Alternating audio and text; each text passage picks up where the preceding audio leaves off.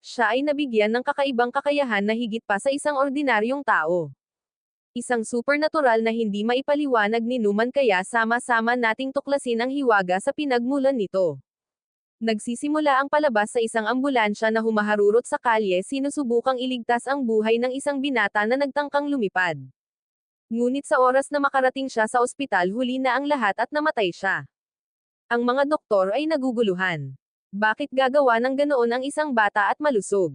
Sinuri nila ang kanyang katawan at napansin nilang buo ang lahat ng kanyang mga organo at ang kanyang pangangatawan ay napakalakas. Natuklasan din nilang wala siyang pamilya o kamag-anak na umaangkin sa kanya, kaya gumawa sila ng desisyon. Dapat nilang gamitin ang kanyang katawan upang iligtas ang iba. Kinukuha nila ang kanyang mga organo at ibinibigay sa mga taong nangangailangan. Sa kabuuan, 6 na organo ang kinuha, ang pinakamataas na maaaring ibigay ng sino mang katawan ng tao.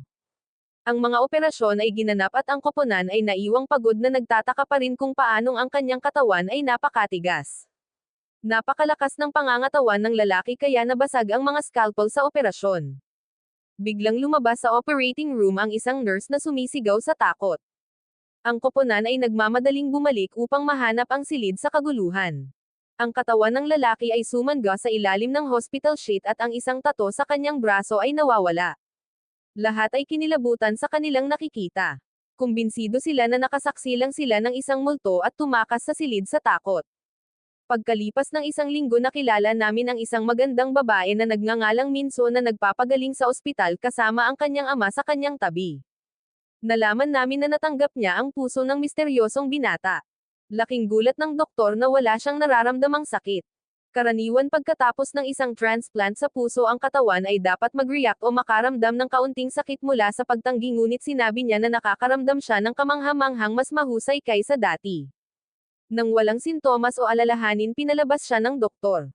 Tuwang-tuwa si Minso at nagtungo sa isang restaurant kasama ang kanyang ama upang magdiwang. Habang kumakain, nagulat ang kanyang ama sa kanyang pagtaas ng gana. Napansin din niya ang kakaibang tato sa braso nito. Sinabi niya na ito ay nagpakita pagkatapos ng operasyon at ipinapalagay na ito ay isang side effect lamang. Iniisip na malamang na ginawa ito ng mga doktor sa panahon ng operasyon, kaya hindi niya ito gaanong pinapansin. Pagkatapos ay sinabi ni Minso sa kanyang ama na gusto niyang ipagpatuloy ang pagsasanay sa boxing dahil ang kanyang pangarap ay maging isang Olympic champion, ngunit tumanggi ang kanyang ama. Napaiyak siya, ipinaalala sa kanya na parehong namatay ang kanyang ina at lola dahil sa sakit sa puso at natatakot siyang maranasan niya ang parehong kapalaran. Pumayag si Minso na huminto para lang maiwasang masaktan siya ng damdamin. Nang maglaon, sumama siya sa kanyang ama sa kanyang boxing gym kung saan siya nagtuturo ng mga bata. She watches from the sidelines, disappointed she can't box anymore. Binibigyan siya ng kanyang ama ng pera para sa isang taxi at sinabihan siyang umuwi ng mag-isa. Habang nagpapalit siya ng damit, nakita ni Minso ang isang bata na nagsasanay mag-isa. Nagpa siyang magpakita ng kilos habang hindi nanunood ang kanyang ama. Tumalon siya sa hangin at sinipa ang punching bag, ngunit sa kanyang pagkabigla lumipad ang bag sa buong gym at sumabog dahil sa sobrang lakas ng kanyang sipa. Mabilis na pumasok ang kanyang ama matapos marinig ang ingay. Nagpanik si Minso at mabilis na tinuro ang bata, kunwari ay siya ang may gawa nito. Wow, magkakaroon ng magandang kinabukasan ang batang ito, sabi niya bago tumakbo palayo, natatakot na baka malaman niyang nagsisinungaling siya. Nalilito sa kanyang bagong nahanap na lakas, sinubukan ni Minso na alisin ito sa pag-aakalang may sira ang bag. Nang maglaon, nakita niya ang isang grupo ng mga mag-aaral na babae na naglalakad ng magkasama. Nakaramdam siya ng kalungkutan at nagpas siyang tumakbo upang may angat ang kanyang kalooban. Ngunit pagkatapos may kakaibang nangyayari. Napagtanto niya na siya ay tumatakbo ng mas mabilis kaysa sa isang motorsiklo na tinatahak ang mahabang kalsada sa loob lamang ng ilang segundo. Kahit na mas hindi ka panipaniwala, nagsimula siyang lumukso sa hangin tulad ng isang superhero na mangha sa kanyang sariling mga kakayahan. Tumatakbo siya sa lungsod na tumatawa sa tuwa hanggang sa bigla siyang nabangga sa isang malaking sasakyan. Ngunit siya ay ganap na hindi nasaktan. Sa katunayan, ng muntik nang mabaligtad ang truck, hinawakan niya ito at itinulak patayo na iniwang natulala ang driver sa nangyari. Samantala, nakita namin ang isang may edad na lalaki na nagising mula sa isang coma na siya ay nain sa loob ng 1 taon. Gulat na gulat ang kanyang anak. Inaasahan niyang mamatay na siya para mamana niya ang lahat. Ngunit ipinahayag ng lalaki na narinig niya ang lahat ng sinabi niya habang siya ay walang malay. Kumakain siya ngayon na parang lalaking nasa 20s. Nadismaya ang anak na babae at pumunta sa ospital para harapin ang surgeon na nag-opera sa kanya. Noon niya nalaman na natanggap ng lalaki ang pancreas ng parehong superhuman na donor. Ipinaliwanag ng doktor na walang nakakaalam na ang donor ay may mga supernatural na katangian. Kinabukasan dinala ni Minso ang kanyang ama sa trabaho. Bago umalis binalaan muli niya ito na huwag masyadong tumakbo para sa kaligtasan ng puso nito. Kapag wala na siya nagmamadali si Minso sa isang mahabang kalye upang subukan ang kanyang kapangyarihan. Nararamdaman niyang may nakatingin sa kanya. Ito ay isang misteryosong lalaki na kinukunan siya ng video gamit ang kanyang telepono. Kapag lumalapit siya nagtatago siya. Ngunit hinahanap siya. Iniisip niya na isa itong pervert at hinawakan siya sa mga braso halos mabali ang mga ito.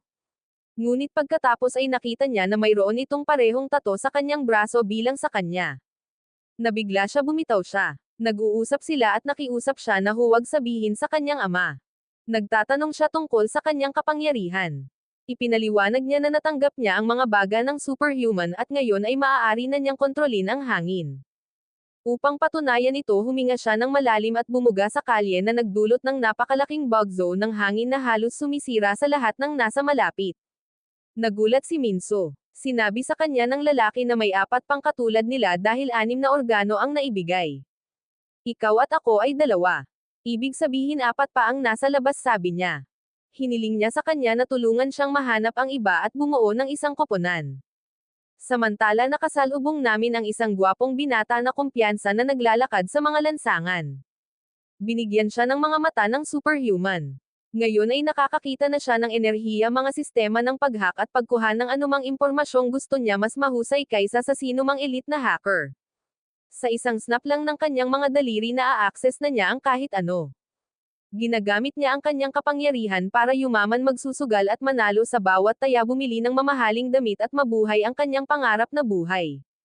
Nang maglaon nagpa siya si Minso at ang Wind Powered Guy na sumali sa Olympics umaasang makilala ang iba pang Super Powered na tatanggap dahil maraming mga atleta sa mga larong ito ang nakatanggap ng mga donasyon ng organ.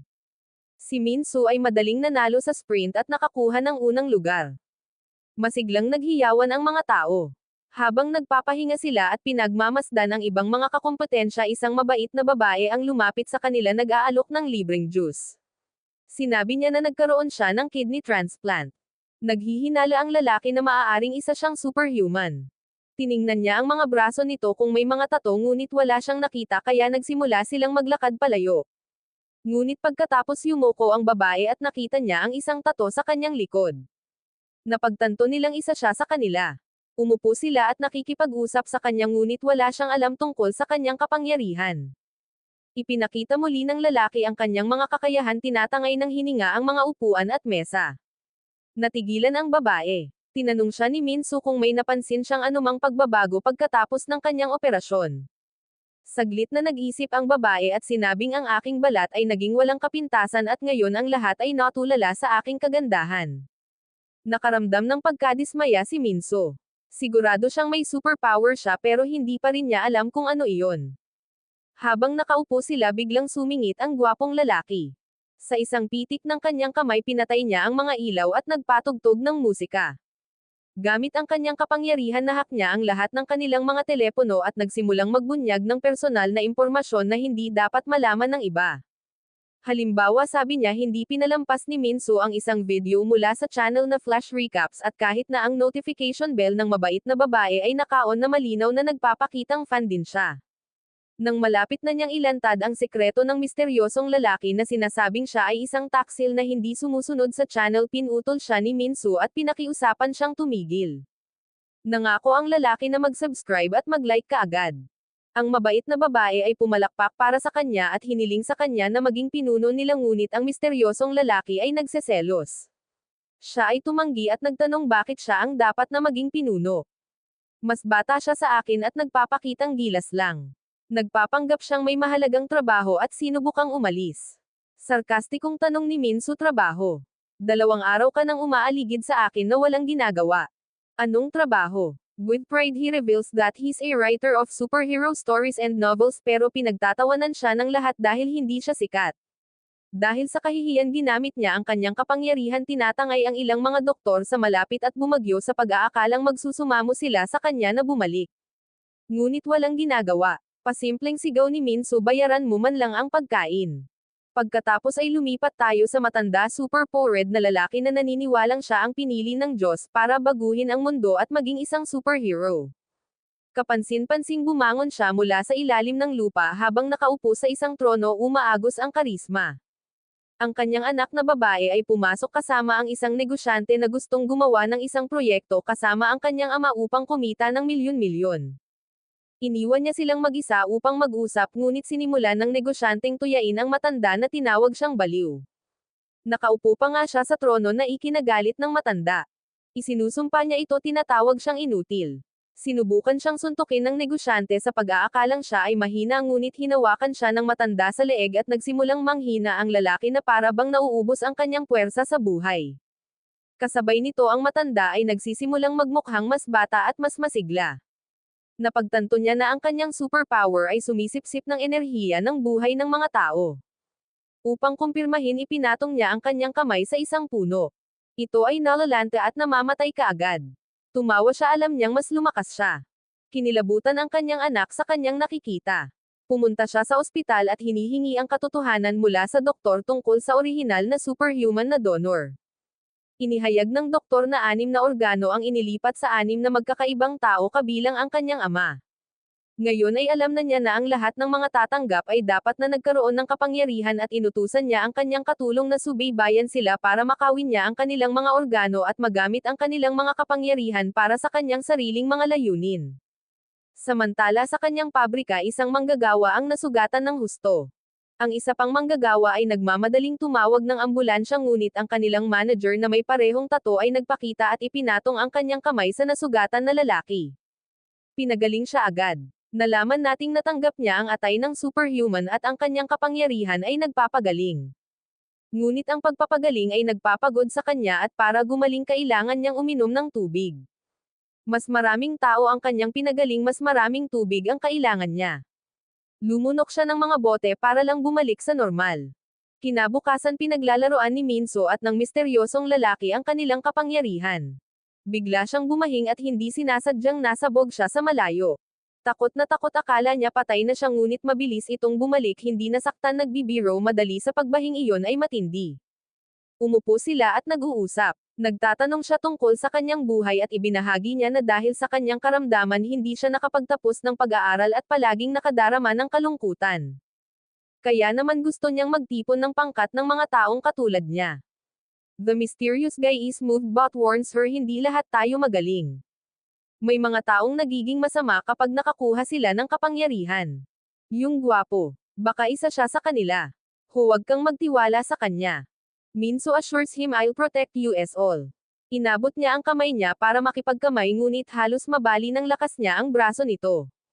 Biglang dumating ang mabait na babae at tuwang-tuwang sinabi sa wakas ay natuklasan ko na ang aking kapangyarihan. May hawak siyang juice box at sumigaw tada. Lahat sila ay nakatingin sa pagkalito. Anong uri ng kapangyarihan ito? She feels disappointed thinking she's the only one with a tattoo on her back and no real powers.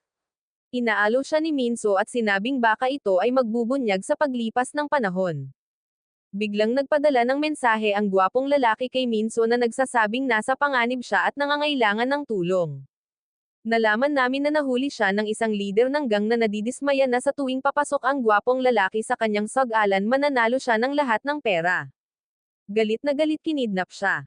Sa takot at hindi kayang lumaban ginamit ng gwapong lalaki ang kanyang kapangyarihan para ipadala ang kanyang lokasyon sa Minso.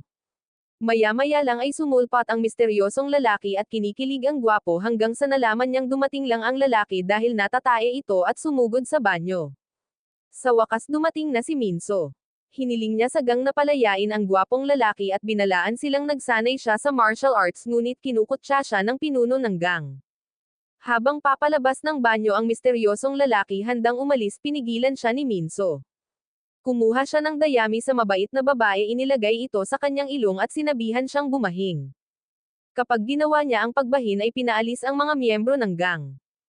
Hinawakan ni Minso ang gwapong lalaki at sinubukan nilang lahat na makatakas ngunit hinabol ng gang. Ginagamit ni Minso ang kanyang kapangyarihan para itapon sila sa isang kotse pagkatapos ay nagmamaneho ng buong bilis sa lungsod. Parang roller coaster. Ang gwapong lalaki ay pumapasok sa sistema ng trapiko nililinis ang kanilang landas. Binilisan ni Minso ang mga bumps lumilipad sa himpapawid. Nang bigla siyang tinawag ng papa niya. Nagpanik siya at ibinaba ang telepono. Nawala sa kontrol ang sasakyan at lumiko sa maling daan. Sinisigaw ng team ang pangalan niya. Si Minso gamit ang bawat kaunting lakas ay tumalon ng mataas sa mga gusali pagkatapos ay pumasok sa isang tunnel sa bilis ng kidlat nag-drift na parang isang pro at pinamamahalaang ihinto ang kotse sa tamang oras bago tumama sa isang pader. Nailigtas sila ngunit naabutan ng gang.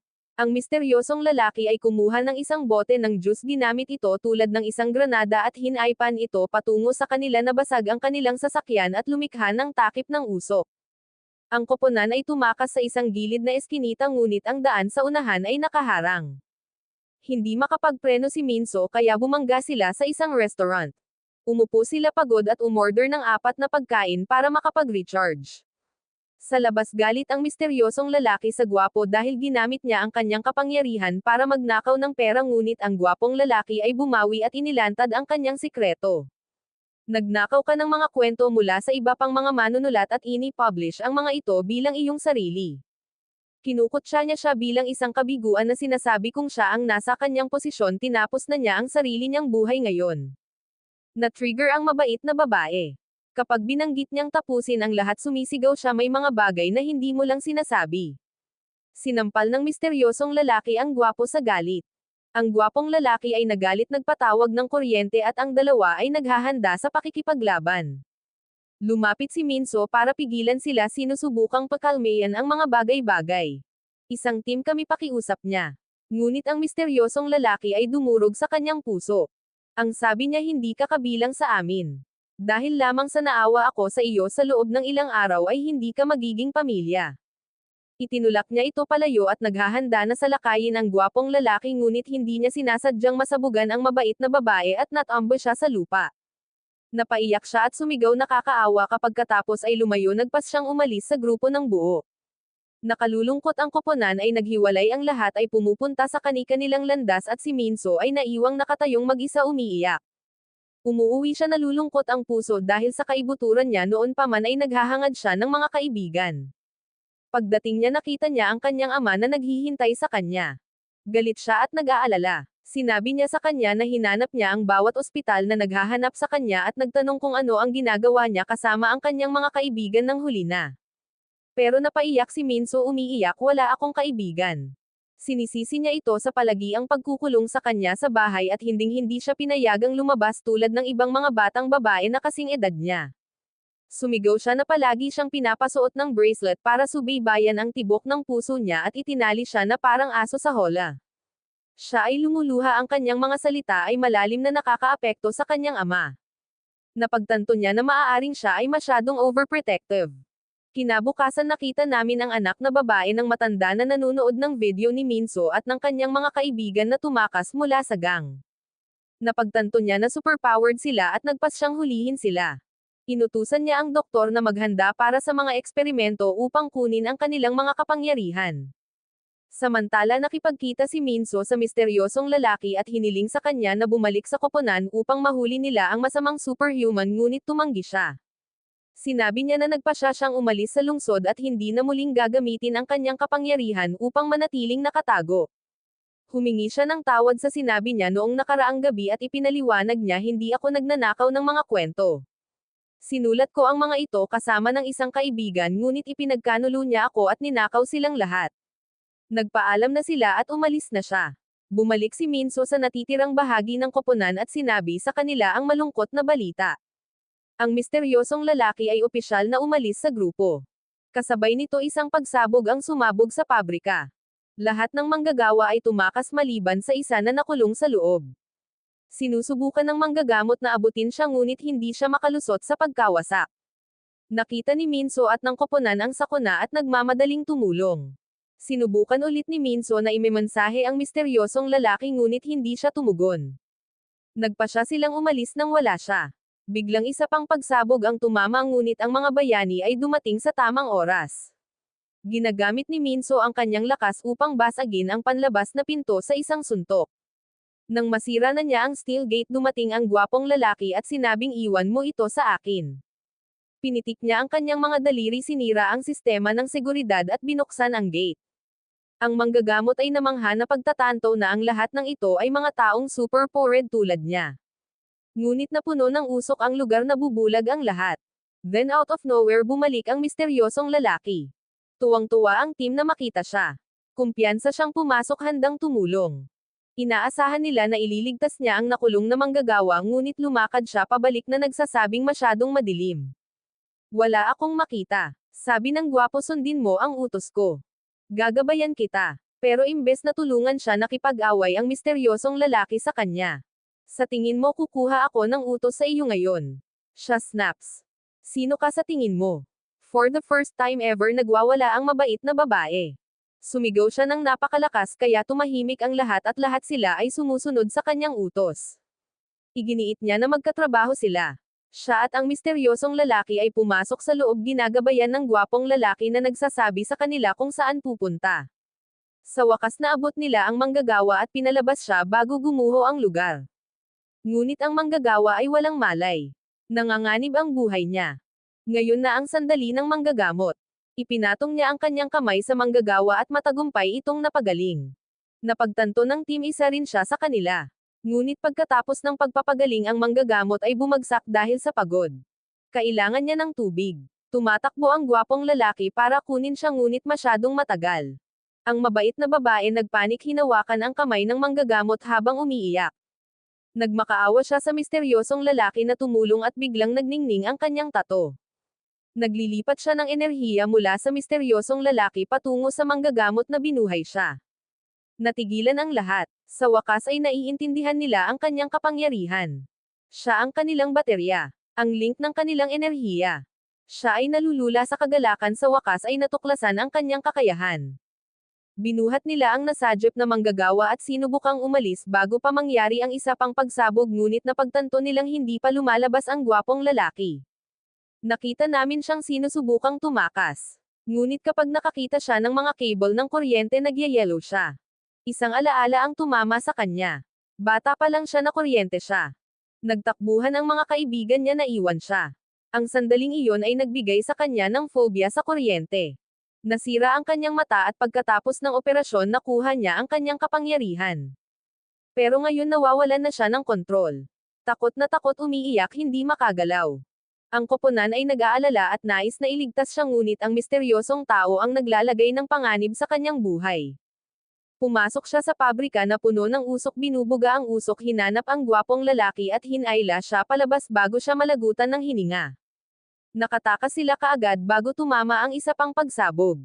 Maya-maya ay nagkukumpulan silang lahat sa isang restaurant. Pinakain sila ng manggagamot nagpapasalamat sa kanilang ginawa. Ipinakilala niya ang kanyang sarili at ibinahagi ang kanyang kwento. Naoperahan din siya tulad nila at mula noon nagkaroon na siya ng kapangyarihang magpagaling. Mula ngayon sabi niya kung sino man sa inyo ang masugatan huwag pumunta sa ospital. Ililibre kita. Pagkatapos ay iminumungkahi ni Minso na pumili sila ng isang pangalan ng bayani batay sa kanilang kapangyarihan tulad ng sa mga kwentong pantasya. Nagiging Bluetooth ang gwapong lalaki dahil naghahack siya ng mga device. Si Minso ay naging rocket para sa kanyang bilis. Ang mabait na babae ay nagiging battery dahil sinisingil niya sila ng enerhiya. Lahat sila ay nagtatawanan at nagbibiruan sinusubukan ang kanilang mga kapangyarihan at nag-e-enjoy sa kanilang oras na magkasama. Sa kauna-unahang pagkakataon naramdaman nilang parang isang tunay na pamilya. Umuwi si Minso na masaya. Sa wakas ay mayroon na siyang mga tunay na kaibigan. Natagpuan niya ang kanyang ama na nag-aayos ng kotse na hihirapan sa isang gulong. Tahimik ginagamit ni Minso ang kanyang kapangyarihan para tumulong nang hindi niya napapansin. Kinabukasan ang matanda napakalakas na tao ay bumisita sa pabrika upang salubungin ang mga manggagawang naligtas. Nagpasalamat siya sa manggagamot nanginginig ang kanyang kamay pagkatapos ay nakita ang kanyang tato na pagtantong isa rin siyang superhuman. Tinanong niya ang kanyang pangalan at ilang impormasyon pagkatapos ay lumakad palayo nakangiti ng masama malinaw na nagpaplano ng isang bagay na mapanganib. Nang maglaon nakuha ng anak na babae ng matandang lalaki ang manggagamot at kinaladkad siya sa ospital para sa eksperimento. Itinali niya siya ng walang anesthesia determinadong kunin ang kanyang kapangyarihan. Halata ang kabaliwan niya. Biglang pumasok ang matanda at inutusan siyang tumigil. Naglalakad siya patungo sa manggagamot at sinusubukang maubos ang kanyang enerhiya sa pamamagitan ng paglalagay ng kamay sa kanyang leeg ngunit walang nangyari. Nagulat siya. Sa kanya napagtanto ang kanyang kapangyarihan ay hindi gumagana sa iba pang katulad niya. Sinusuri niya ito sa pamamagitan ng paglalagay ng kanyang kamay sa isang nurse at ito ay gumagana. Inubos niya ang lakas ng buhay nito. Upang nakawin ang kapangyarihan ng manggagamot sinabihan niya ang doktor na ilipat ang bahagi ng atay ng manggagamot sa kanyang sariling katawan. Ang doktor na natatakot ay walang pagpipilian kundi ang sumang-ayon at nagsimula ang operasyon. Ngunit ang anak na babae ng kontrabida ay nagalit ng mabaygo ang kanyang plano. Inutusan niya ang kanyang katulong na hulihin ang natitirang mga superhuman ngayon para malayang makapag-eksperimento siya sa kanila. Sumunod ang katulong at lumabas kasama ang barkada. Nagawa nilang tambangan ang misteryosong lalaki, tinakpan ng tela ang mukha nito para patumbahin siya. Pagkatapos ay dumating sila para sa ating pangunahing tauhang babae si Minso na mabilis na naghahanda upang labanan sila. Ngunit nakita ng kanyang ama ang eksena at tumakbo palapit sa kanya, iniisip sinusubukan ba nilang i-bully ang aking anak o ano. Nagalit siya at sinabi sa kanya, huwag kang mag-alala, paprotektahan kita. Magtago ka na lang sa likod ko, sweetheart. Isinuot niya ang kanyang boxing outfit, tumayo sa harap niya at binabalaan sila ang sino mang humipo sa aking anak ay magsisisi.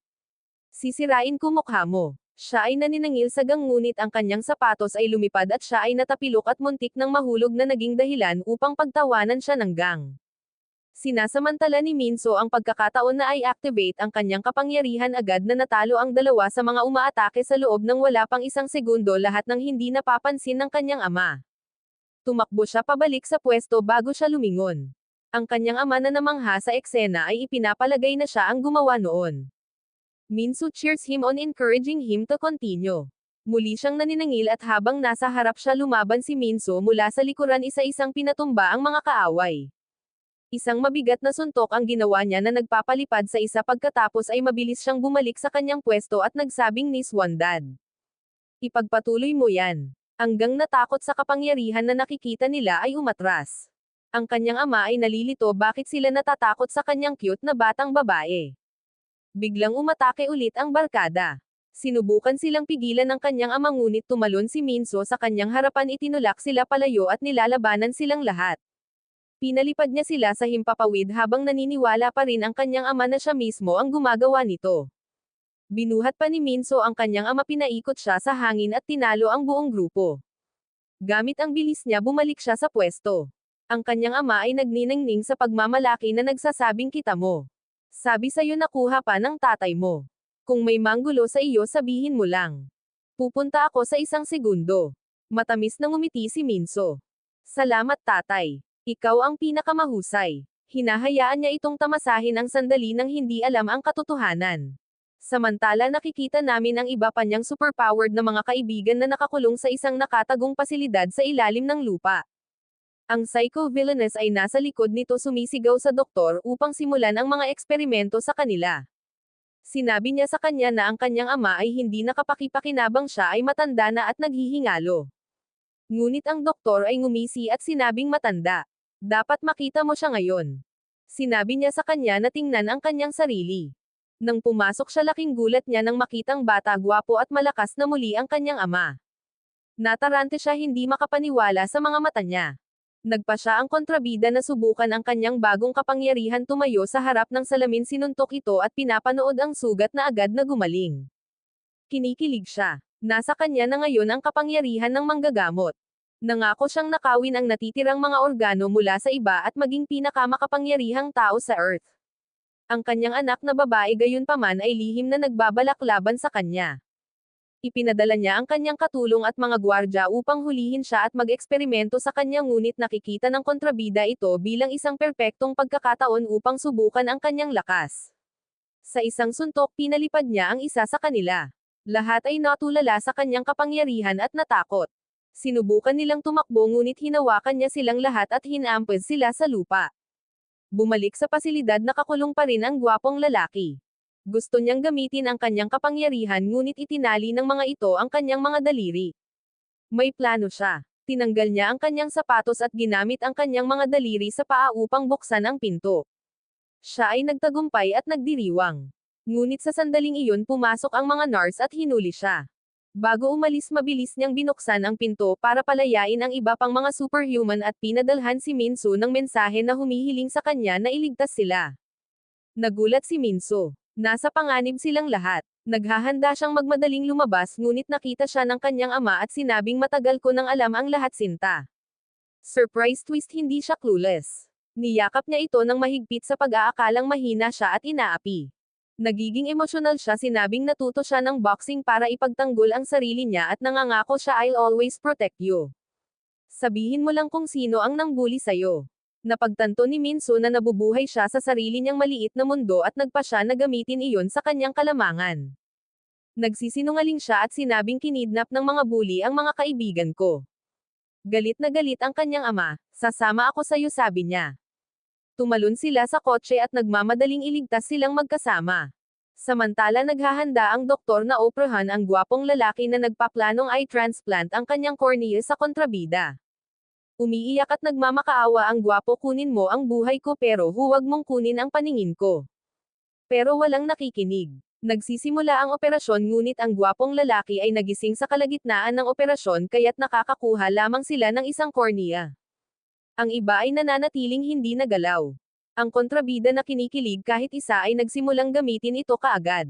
Napagtanto niya na mayroon na siyang kapangyarihan na kontrolin ang enerhiya at mga aparato. Nagising ang gwapong may benda sa mata sa sakit. Sa tabi niya hawak ng manggagamot na ngayon ay matanda na at mahina ang kanyang kamay at ipinapaliwanag ang lahat. Sinabi niya sa kanya na kinuha ng kontrabida ang kanyang kapangyarihan pinatuyo ang kanyang kabataan at ngayon ay mahina na siya. Ginagamit niya ang huling bahagi ng kanyang lakas upang subukan at pagalingin ang mata ng lalaki pagkatapos ay nahimatay. Nang maglaon ang kontrabida ay nagdaos ng isang engranding pagpupulong para sa kanyang mga tagasunod na nakaupo sa isang trono. Kapag nakita nila siya hindi nila siya nakikilala dahil sa kanyang kabataang hitsura. Ipinapalagay nila na siya ay isang scammer. Upang patunayan ang kanyang sarili lumipad siya tumalon ng mataas at giniba ang bahagi ng dingding gamit ang kanyang mga kamay. Ngunit sa halip na magpahanga sa kanila kinikilabutan sila. Pagkatapos ay nagbabago siya ng mga taktika. Pinuntahan niya ang isang paralitiko at pinagaling ito na pinalakad muli. Pagkatapos ay nilapitan niya ang isang ina na ang anak na babae ay may sakit at hinihigop ang kanyang sakit pinagaling siya. Sa wakas hinamon siya ng isang lalaking may matinding paso. Ang kontrabida ay sumisipsip ng pinsala sa paso na inilipat sa kanyang sariling katawan ngunit umiinom siya ng tubig at ang mga sugat ay nawawala. Ang karamihan ay nagbubunyi sa kanyang pangalan ngayon ay kumbinsido sa kanyang kadakilaan. Saktong dumating si Minso at ang kanyang ama. Nararamdaman sila ng kontrabida at nagkunwaring binabati sila bilang mga tagahanga na kumikilos na para bang naroon lamang siya upang makilala ang kanyang ama. Pero sa totoo lang balak niyang maubos ang energy niya sa buhay. Nakita ni Minso ang tato sa kanyang braso at napagtanto na siya ang masamang superhuman. Hinampis niya ito ng malakas na bali ang braso nito. Ngunit mahinahon siyang umiinom ng tubig ginagamit ang kapangyarihan ng manggagamot at agad na pinagaling ang sarili. Nagalit siya at sinabi kay Minso na pagsisisihan niya ito. Ibigay mo sa akin ang iyong puso sabi niya o ako mismo ang kukuha. Ang kanyang ama na napagtatanto na ito ang maton ay tumalon upang protektahan siya. Inihagis niya ang kanyang gamit sa boxing handa siyang patayin. Pero pinigilan siya ni Minso hawak ang braso niya at nagbabala hindi mo siya madadala. Ito ay lampas sa iyo. Hindi niya sinasadyang ipakita ang kaunting lakas niya na bahagyang nasaktan siya. Biglang dumating ang mabait na babae at ang misteryosong lalaki na nakatakas. Masaya silang makita si Minso at sinisigurong okay sila. Ipinakilala nila ang kanilang mga sarili sa kanyang ama bilang kanyang mga kaibigan. Nagagalit ang kontrabida. Hindi siya pinapansin. Ibinunyag niya na mayroon na siyang kapangyarihan na sumipsip ng mga kakayahan ng iba ibig sabihin ay kinuha niya ang kapangyarihan ng manggagamot at ng gwapong lalaki. Napagtanto ng pangkat ang panganib. Taglay niya ngayon ang dalawa sa kanilang mga kakayahan. Ang ama ni Minso na hindi pa rin alam kung sino ang kanyang kinakalaban ay kinasuhan siya. Ngunit itinapon siya ng kontrabida sa isang tabi na parang ragdoll. Nagmamadali si Minso na saluhin siya at sa halip ay tinamaan siya na walan ng malay. Lumilitaw ang kontrabida sa likod niya at pinalipad siya. Napagtanto ni Minso na siya ay mabilis tulad niya. Nagpasya siyang tapusin ito. Nag-aaway sila sa isang malupit na labanan, naghahadges ng mga suntok at sipa, ang kanilang mga kapangyarihan ay nanginginig sa larangan ng digmaan. Ang iba ay halos hindi manatiling saligan. Sinipa siya ni Minso ng mataas sa hangin, ngunit hinaranggan niya ang susunod na hampas nito at hinampis siya sa pader. Gayunpaman ayaw niyang sumuko. Muli niya itong sinipa, pinalipad siya. Na-corner niya siya at nagtanong ano ang napala mo sa lahat ng ito. Pagkatapos ay sinuntok siya ng paulit-ulit ng may bilis at tumpak. Ngunit sa kanyang takot ginamit niya ang kakayahan ng manggagamot upang maibalik ang kanyang sarili sa kalagitnaan ng laban. Hinawakan niya ang binti niya, itinapon sa hangin at ibinagsak siya sa lupa. Humakbang siya patungo sa kanya upang tapusin siya nang biglang hinawakan ng misteryosong lalaki ang kamay ng mabait na babae na hinihiling sa kanya na palakasin siya ng lakas. Nagbuga siya ng malakas na bagzo ng hangin sa kontrabida, pinalipad siya, binibili sila ng oras. Sinasamantala ng mabait na babae ang sandali. Hinawakan niya ang kamay ni Minso at ini-channel ang kanyang enerhiya para muling magkarga ng kanyang lakas. Gumagana ito. Nagising si Minso. Pero biglang ginamit ng kontrabida ang kapangyarihan ng gwapong lalaki. Pinatay niya ang mga ilaw at nawala. Siya ay muling lumitaw sa likuran nila sa isang segundo at sinuntok si Minso, pinalipad ito. Tinalo niya ang misteryosong lalaki gamit ang isang tapik sa daliri, hinahampas siya sa lupa. Ayaw pa niyang patayin ang mga ito. Gusto niyang i-absorb ang energy ng buhay nila. Lumipat siya patungo sa mabait na babae at nanginginig ito sa takot, iniisip na wawakasan na niya ang kanyang buhay. But then he realizes she's the Link, the one who can transfer powers without surgery or pass his powers to others. Natakot siya kaya umatras siya. Nagpasya siya mula ngayon gagamitin niya siya para sa kanyang sariling kapakanan. Binyantaan niya siya, gawin mo ang sinasabi ko o papatayin ko ang iyong mga kaibigan sa harap ng iyong mga mata. Biglang dumating ang gwapong lalaki at ang manggagamot. Gamit ang kanyang nasugatan na mata, ang gwapong lalaki ay nakakadistract sa kontrabida ng sapat. Hinampis ni Minso mula sa likuran ang isang malakas na suntok na nagpalipad sa kanya papunta sa kanyang trono. Nagkaisa ang mga bayani. Hinawakan ng mabait na babae ang kanilang mga kamay at nagpapadala ng enerhiya sa manggagamot. Pinagaling niya ang misteryosong lalaki na bumangon at humarap sa kontrabida. Pinagsama niya ang kanyang lakas kay Minso, bumuga ng hangin para ilunsad siya sa ere patungo sa kontrabida. Na-headbutts siya sa kanya, binasag siya sa isang pader. Nagre-rally ang mga kaibigan niya para tumulong. Ang bawat isa ay humahawak sa kamay ng mabait na babae upang ibahagi ang enerhiya. Magkasama nilang ibinababa ang kisame sa ibabaw mismo ng kontrabida. Nagsaya sila, naniniwalang natalo na nila siya. Ngunit hindi ito kakayanin ng gusali. Nagsisimula itong gumuho. Biglang lumabas ang kontrabida mula sa mga durog na bato, humawak sa tangke ng tubig at iniinom ang bawat huling patak, ganap na pinagaling ang sarili at nagiging mas malakas kaysa dati. Ngayon galit na galit, hinawakan niya ang misteryosong lalaki sa leeg, hinampis siya pababa at pinatumba siya. Sinubukan ni Minso na atakihin siya mula sa likuran, ngunit naramdaman niya ito at sinakal siya. Pagkatapos ay pinaulanan niya ng malakas na suntok ang tiyan nito na naging dahilan ng pag-ubo nito ng dugo. Malakas siyang tumama sa lupa. Nagsisimula ng maglaho ang kanyang tato, tanda na siya ay namamatay. Nasira ang mabait na babae, iniisip na wala na si Minso. Sinubukan niyang iligtas siya, ngunit pumasok ang kontrabida at pinagbantaan siya. Ilipat mo sa akin ang kapangyarihan mo o tatapusin ko silang lahat. Nawasak, pumayag siya. Hinawakan niya ang kamay nito, puno ng kawalan ng pag-asa. Ngunit palihim nagsasagawa siya ng isang napakatalino na plano. Sa halip na bigyan siya ng enerhiya, inubos niya ito at ipinadala ito sa Minso na binuhay siya. Bumangon muli si Minso, mas malakas kaysa dati. Sinisingil niya ang kontrabida at tinamaan siya ng isang suntok na nakakabasag ng buto na yumanig sa silid. Sa pagkakataong ito, nasaktan talaga siya ng mga pag-atake niya. Inilunsad niya siya sa hangin at sinimulan ang isang mabangis na suntok, hindi nagbibigay sa kanya ng isang segundo upang gumaling. Inihagis niya siya sa isang electrical grid na nagpapahina sa kanya. Sinusubukan niyang lumaban, ngunit sa bilis niyang umiiwas ang bawat galaw niya. Akala mo sweet little girl lang ako, ungol niya. Ngunit ako ay walang awa at hindi ako umiimik.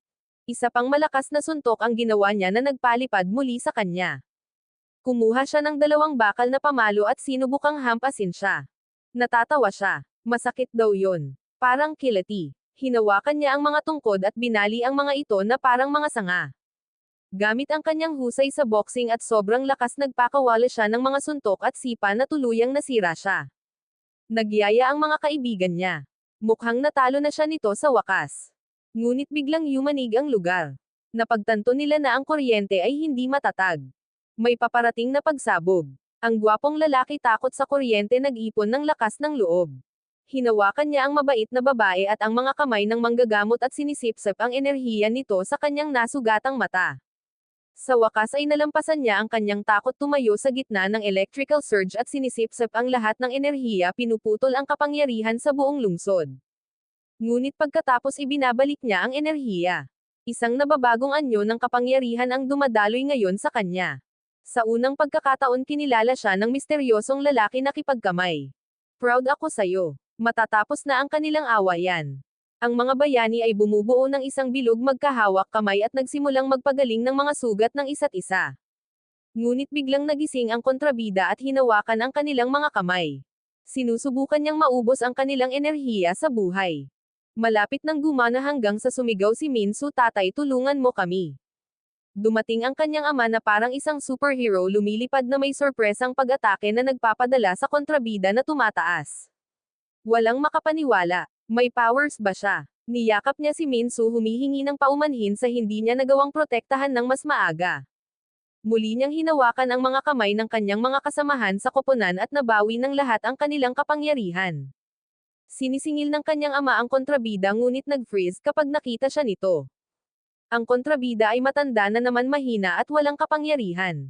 Napagtanto ni Minsu na inubos niya ang lahat ng kanyang kapangyarihan. Lumapit ang manggagamot sa matanda na karamdam ng awa, handang tumulong. Pero hindi nagsisisi ang kontrabida. Sinusubukan niyang maubos muli ang buhay ng manggagamot. Ang manggagamot ay pamitik at nagpas siyang iwanan siya upang mamatay. Ginagamit ng gwapong lalaki ang kanyang kapangyarihan, kumikilos gamit ang kanyang kamay at ang kontrabida ay pinilit na umakyat sa kanyang trono kung saan siya dinala sa harap ng kanyang mga tagasunod. Napabuntong hininga ang lahat nang makita ang kanyang tunay na anyo, mahina-mahina at walang kapangyarihan. Napagtanto nila na siya ay isang pandaraya na nanloko sa kanila. Tapos na ang laban. Natalo ang kontrabida. Bago magdiwang ang mabait na babae ay nagmumungkahi, "Pumili tayo ng pangalan ng pangkat." Magka-brainstormang sila hanggang sasabihin ni Minsu, "Paano kung high five ang 5 super?" Gustong-gusto ito ng lahat. Sumasang-ayon sila. High five na. Ang kanilang unang misyon bilang isang team, sila ay tumungo sa ospital at pagalingin ang rescue worker na nakoma. Natulala ang kanyang asawa pagkagising niya. Umiiyak siya, niyakap siya at nagpasalamat sa kanila. Ngumiti ang manggagamot at sinabi sa kanya ng mabait na babae na iyon ang kanyang kapangyarihan. Nagpasya ang mga bayani na mananatili silang magkaibigan, magpakailanman lalabanan ang kasamaan at magpapalaganap ng kapayapaan sa buong mundo. At sa gayon ang kwento ng 6 supers ay nagtatapos.